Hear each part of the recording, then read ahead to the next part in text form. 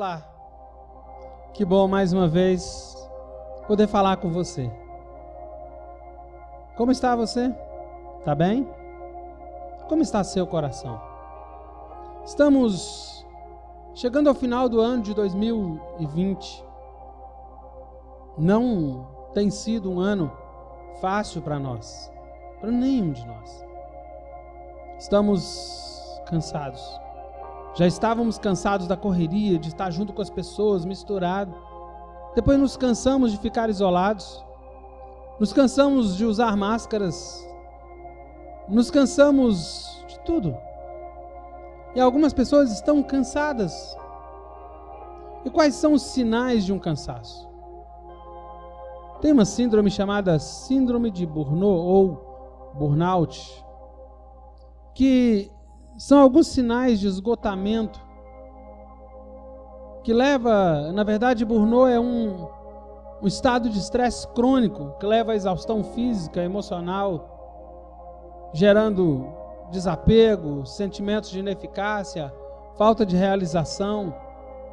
Sabe, quando no meio do esgotamento completo você não é mais capaz de funcionar efetivamente em um nível pessoal, profissional, espiritual. Mas não é algo, uma síndrome como essa não acontece de repente. Não é você acorda de manhã e de repente está esgotado. Não. É uma série de acontecimentos, de conduções, de caminhada. É uma série de coisas. À medida que nós vamos vivendo, que a gente vai se sobrecarregando, vai entulhando coisas, vai ajuntando coisas, até nós desenvolvermos esses sentimentos.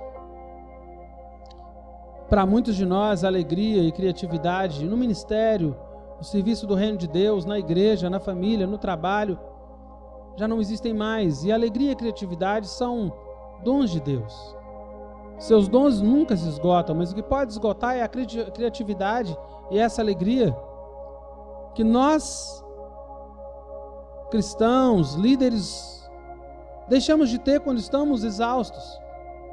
Porque a maioria de nós, pastores, líderes, mães, pais, patrões, empregados, a maioria dos seres humanos, né? Nós cristãos aqui, as pessoas da nossa convivência, a maioria de nós somos pessoas muito trabalhadoras, incansáveis, líderes, né?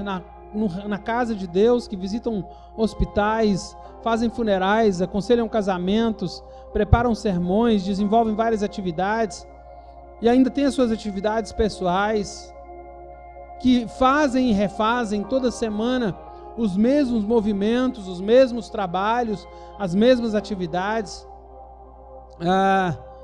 É como se toda vez que terminasse uma semana, você volta a colocar roupa, sabão em pó, água na máquina e repetisse o ciclo toda semana.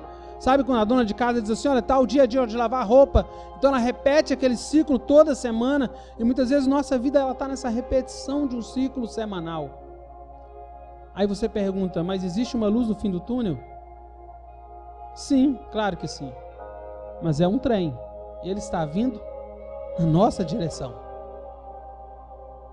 Todos nós sabemos a diferença entre estar cansado de algo, no ministério, na igreja, no trabalho, na família, na escola, na vida. Mas estar cansado no que estamos fazendo, no ministério, no trabalho, no serviço, na família, um dia vai nos tornar cansados de. Ou seja, se estamos cansados no, um dia estaremos cansados de. Ministério, igreja, trabalho, estudo, família, até mesmo da própria vida. Há um mito de que milhares de cristãos abandonam a igreja todos os dias, meses e anos. Sabe por que é um mito? Porque cristãos, em regra geral, não desistem. Cristãos, em regra geral, não abandonam. Cristãos são homens e mulheres trabalhadores que estão na linha de frente pelo Evangelho. O ministério é difícil, a vida é difícil, A luta, a batalha da vida cristã é difícil, mas os cristãos também são resistentes. Por outro lado, se ao assistir esse vídeo você está se sentindo sobrecarregado, entulhado de trabalho, até mesmo desencorajado, há um alerta para você e para todos nós. Cuidado para não fazer tantas coisas a ponto de sentir falta da única coisa que Deus o chamou para fazer. Cuidado para, ao fazer tantas coisas, cuidado para não fazer tantas coisas ao ponto de sentir falta da única coisa que Deus te chamou para fazer. Mark Twain, ele disse: os 2 melhores dias de sua vida são o dia em que você nasceu e o dia em que você descobriu por que você nasceu. Eu acho que às vezes a exaustão ocorre porque nós estamos operando fora da nossa combinação de habilidades, ou porque estamos girando tantos pratos que negligenciamos colocar margens em nossa vida. Se não fizermos a coisa que Deus nos chamou para fazer, faremos as coisas que as pessoas nos pagam, independente da forma de pagamento, para fazer. Eu vou repetir para você guardar. Se não fizermos a coisa que Deus nos chamou para fazer, nós faremos as coisas que as pessoas nos pagam. E aí pode ser qualquer forma de pagamento. Aquela pessoa que te dá carinho para que você faça algo, aquela pessoa que te dá presente para que você faça algo, aquela pessoa que te dá dinheiro para que você faça algo. Se nós não fizermos a única coisa que Deus nos chamou para fazer, nós faremos as coisas que as pessoas nos pagam para fazer. Richard Swenson, em seu livro Margem, ele diz: estar sem margem é estar 30 minutos atrasado para o consultório médico, porque você já estava 20 minutos atrasado para sair do banco, porque você já estava 10 minutos atrasado deixando as crianças na escola, porque o carro ficou sem gasolina a meia quadra do posto de gasolina e você havia esquecido sua carteira. Ter margens, por outro lado, é sobrar fôlego no final da escada, sobrar dinheiro no final do mês, sobrar sanidade no final daquilo que você está trabalhando.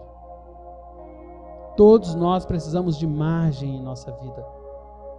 Na verdade, as margens não são apenas uma ideia espiritual. Você não tem que ser um cristão para se beneficiar desse princípio.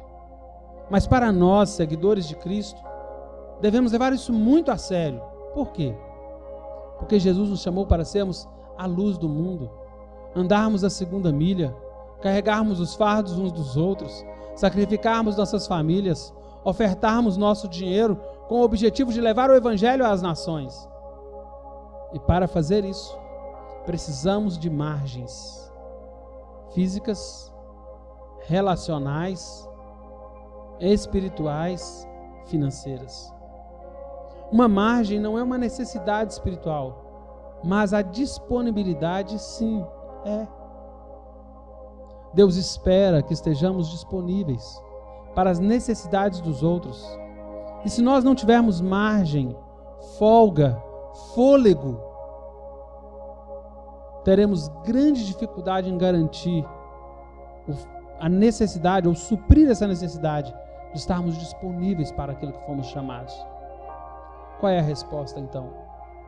Como restaurar margens que trazem de volta essa criatividade, alegria, consistência, prazer em nossa caminhada cristã? Mais uma vez, a palavra de Deus sempre traz as respostas. Mas um grande exemplo em Êxodo 18 é Moisés. Estava lutando com a mesma coisa que nós estamos lutando, com o cansaço com o qual nós estamos lutando, com a batalha com a qual nós estamos lutando. Ele estava mostrando 3 marcas de burnout ou de esgotamento em seu ministério. E Jetro, seu sogro, viu. Jetro viu exaustão, Jetro viu isolamento, Jetro viu frustração.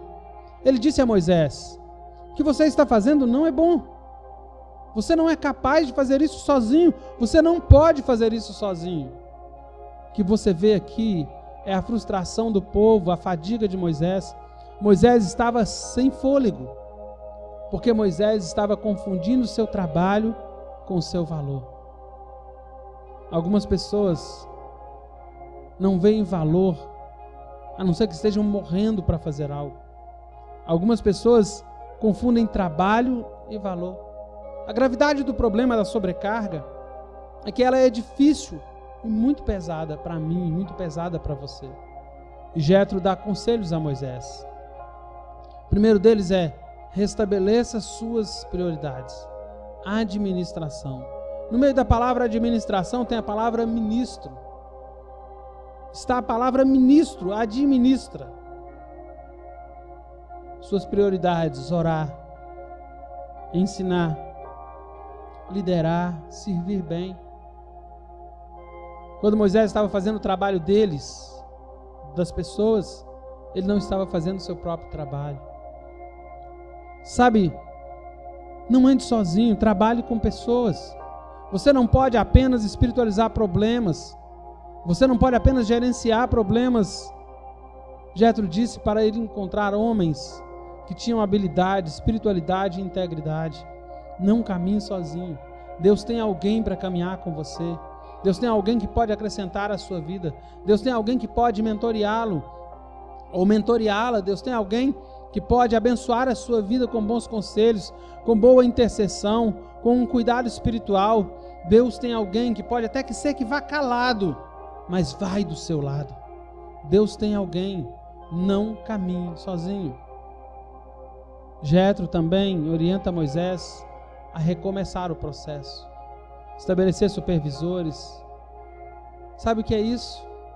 Implementar um processo. Existe um processo, uma forma de fazer. O que nos traz cansaço, esgotamento e exaustão não é o que estamos fazendo muitas vezes, é a forma que estamos fazendo aquilo que fazemos. Não é o que fazemos, é a forma com a qual fazemos, é o modelo no qual nós estamos caminhando, a forma, a maneira de fazer o que fazemos. Jetro também ensina Moisés a motivar o povo. Ele disse: deixe-os fazer o trabalho, libera o povo. Você não pode fazer tudo.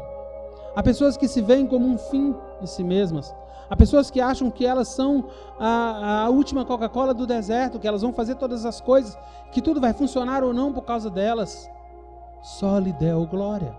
A Deus toda a glória, só a Ele a glória. Sabe, depois de muitos anos de caminhada, alguns de nós já foi esse tipo de Moisés. Olhar a vida dos outros, comparar a nossa vida, filtrar a nossa vida pelo filtro dos outros. Quando você faz comparações, naturalmente você vai se sentir fracassado. E aí a resposta que vem ao nosso coração é: eu preciso trabalhar mais, eu preciso fazer mais, eu preciso correr mais, eu preciso. O fôlego acaba. É um erro. Se queremos permanecer nessa corrida por mais tempo, há algumas sugestões. Por exemplo, trabalhar de forma mais inteligente. Não é o esforço que fazemos, não é o que fazemos, é como fazemos. Descobrir o que é essencial do que é adicional. Há um velho ditado grego que diz: você vai quebrar o arco se mantê-lo sempre esticado. Você vai quebrar o arco se mantê-lo sempre esticado. Jetro viu o cansaço no rosto de Moisés. Não permita que o importante seja substituído pelo urgente. O importante é o que é essencial. O adicional muitas vezes é urgente. Descubra o que é essencial. Muitas vezes nós achamos que é essencial é trabalharmos, fazermos coisas para Deus. Não. Essencial é estarmos com Ele. Havia um cansaço no rosto de Moisés, porque não soube separar isso. Saiba a diferença entre a bússola e o relógio. Saiba a diferença entre a bússola e o relógio. A bússola lhe diz a direção a seguir. O relógio diz em que tempo, qual é o time, como você vai seguir.